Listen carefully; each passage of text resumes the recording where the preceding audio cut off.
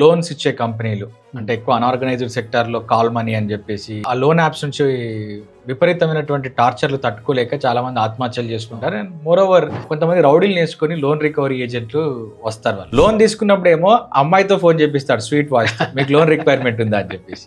Loan యాప్లు కానీ micro ఫైనాన్స్లు కానీ క్రెడిట్ కార్డులు కానీ ఎవ్వరు కూడా మీ డోర్ దగ్గరకు వచ్చి మీ దగ్గర వసూలు చేస్తానడానికి వీలేదు. ఇవన్నీ ఇల్లీగలే. రౌడీలను తీసుకొని వచ్చి లేదంటే ప్రైవేట్ పర్సన్స్ వచ్చి ప్రెజర్ చేస్తుంటే సింపుల్ గా పోలీస్ స్టేషన్ లో కంప్లైంట్ ఇవ్వండి. ఇప్పుడు కొత్త హిందీ చట్టంలో మీకు ఒక రైట్ కూడా ఉంది. మీ కంప్లైంట్ ని టైప్ అన్న చేయండి, పేపర్ మీద అన్న రాయండి, సంతకం పెట్టి దాన్ని ఫోటో తీసి, సింపుల్ వే చెప్తున్నా, పీడిఎఫ్ చేసేంత టెక్నాలజీ తెలియకపోయినా కానీ పేపర్ మీద నీట్ గా రాసి నీట్ ఫోటో తీసి మీ ఏరియా సర్కిల్ ఇన్స్పెక్టర్ కి మీరు వాట్సాప్ లో పంపించండి. విదిన్ 3 days 3 రోజుల్లోగా మీరు పోలీస్ స్టేషన్ కి వెళ్ళి సంతకం పెడితే చాలు, మీ కంప్లైంట్ ఖచ్చితంగా రిజిస్టర్ అయి తీరుతుంది.